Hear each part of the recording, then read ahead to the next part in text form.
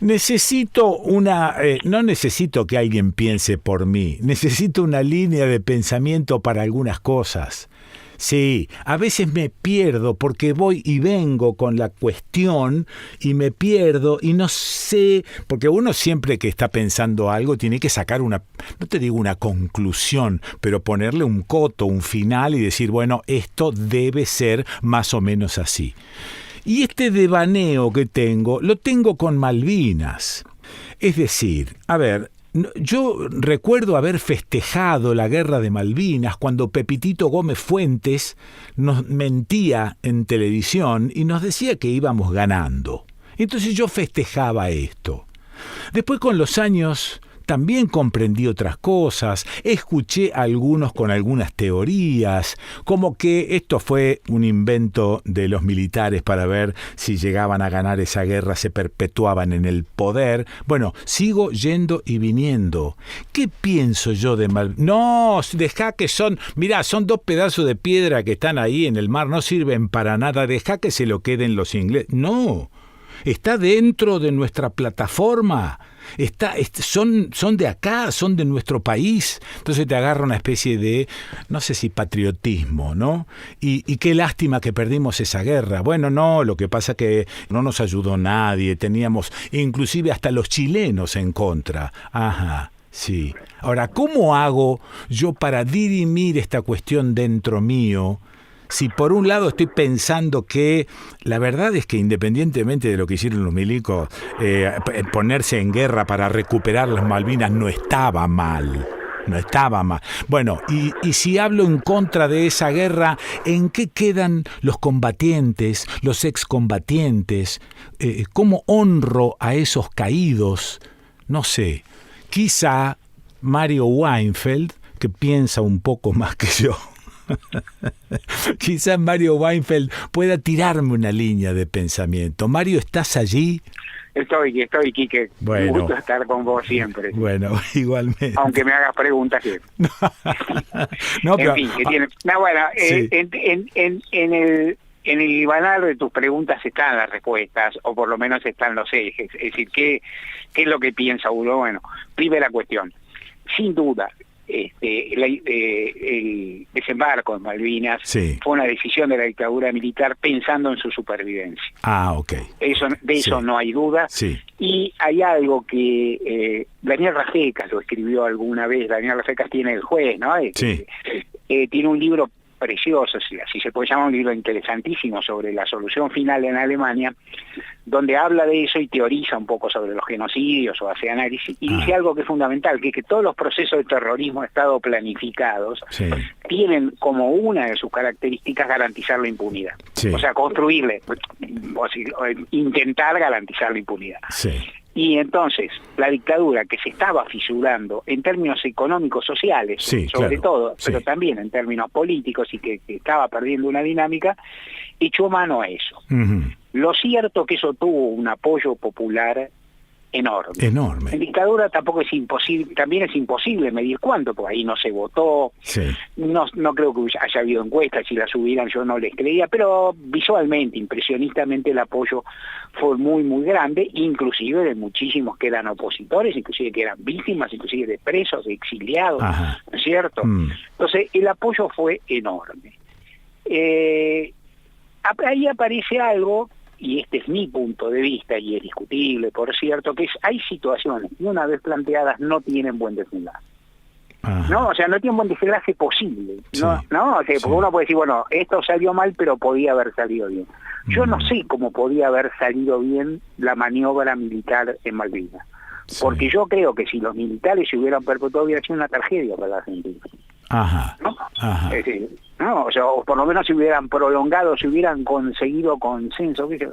No sé, me parece una situación horrible. Dos, una vez que se planteó la situación, tenía que tener ese enlace por la propia torpeza de la Fuerza Armada, su incapacidad para manejar el conflicto, el modo despótico en que trataron a los colimbas, ¿no? Y su falta de capacidad técnica, que no es mi tema, pero en fin, que tenía, que pasaba eso, y entonces después vos te encontrás con esta situación en la cual La Argentina tiene una reivindicación válida, es su territorio, hay una pasión nacional en eso, yo no soy el más entusiasta de esa pasión, pero no la puedo negar.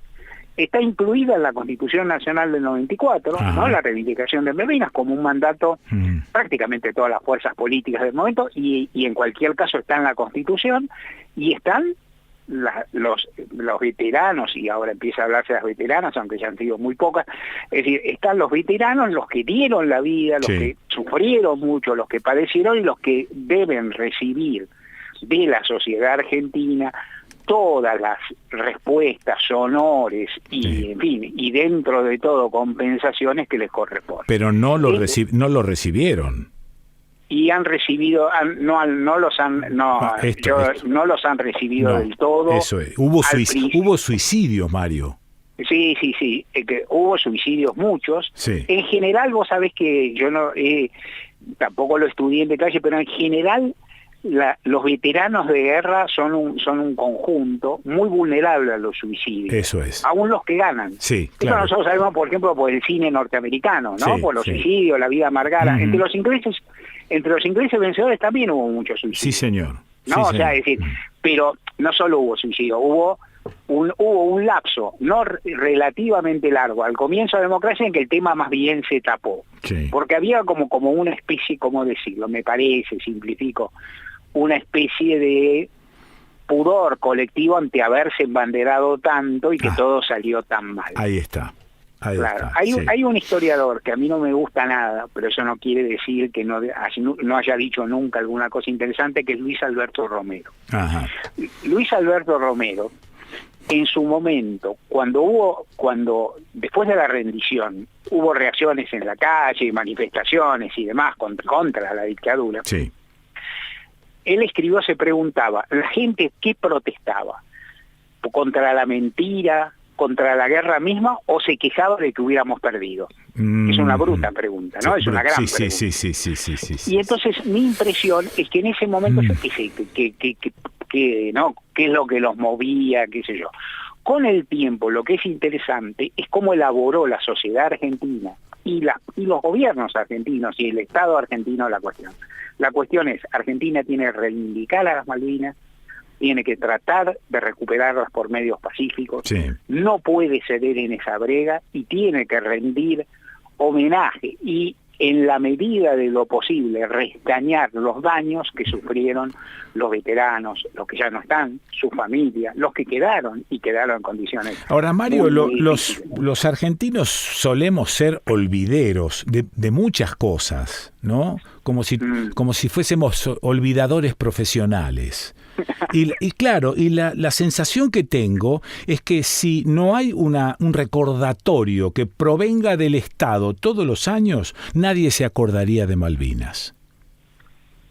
Sí, yo no lo sé medir, es difícil, y a medida que pasa el tiempo, aparte, bueno, obviamente hay generaciones, sí. Hoy hablamos de esto en el programa mío, y claro, yo hablaba con jóvenes más chicos que mis hijos, sí. Para los cuales Malvinas es una guerra, ¿no? Eso es, claro. Sí. Una guerra que produjo tal y cual cosa, pero inclusive la propia reivindicación nacional quedó un poco atrás, porque también hay algo, estoy pensando contigo en voz alta y me voy a meter en un lío, como siempre pasa con vos, si la reivindicación es pacífica, sí. A través de los organismos internacionales, con una política muy paciente, lenta por definición y demás, es difícil construir una épica, ¿no? Claro. La épica está, ¿sabes dónde? La épica está en las canciones, la épica está en la música, la épica está en las películas, que hay una producción cinematográfica interesante al respecto. Sí. Pero es difícil, y yo insisto sobre lo mismo.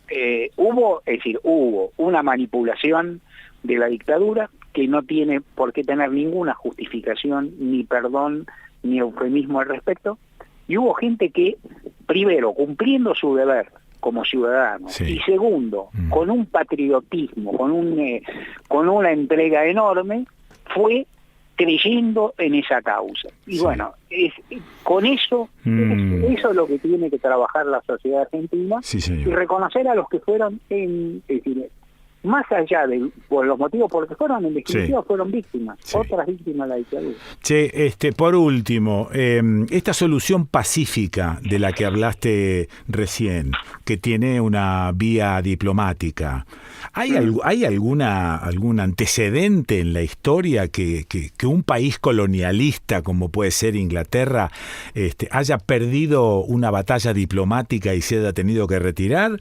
¿O hay que esperar algún acontecimiento histórico externo que los obligue a irse de allí y entonces nosotros reivindicar nuevamente ese territorio?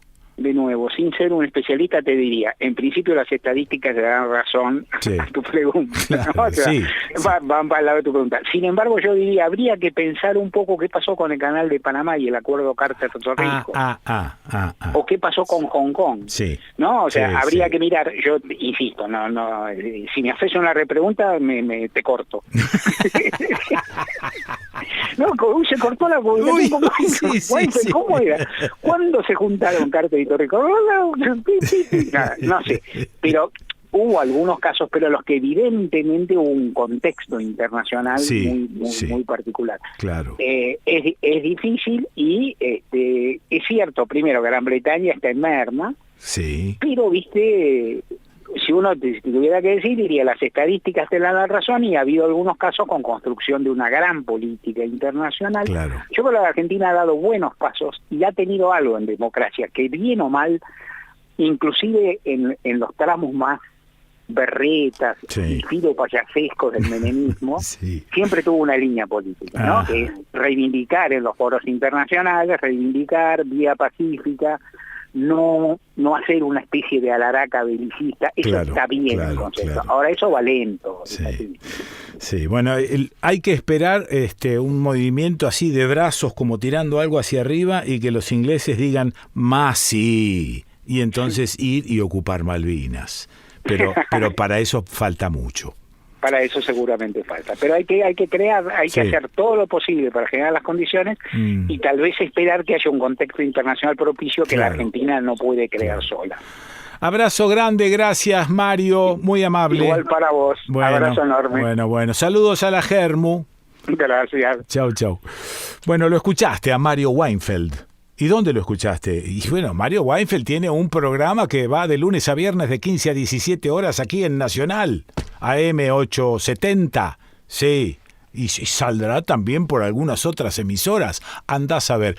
Y es editor de política de Página 12, y es amigo desde hace 22 años. ¡Wow! ¿Mucho? Sí, muchos. ¿Y dónde lo escuchaste? Y acá en Estudio País.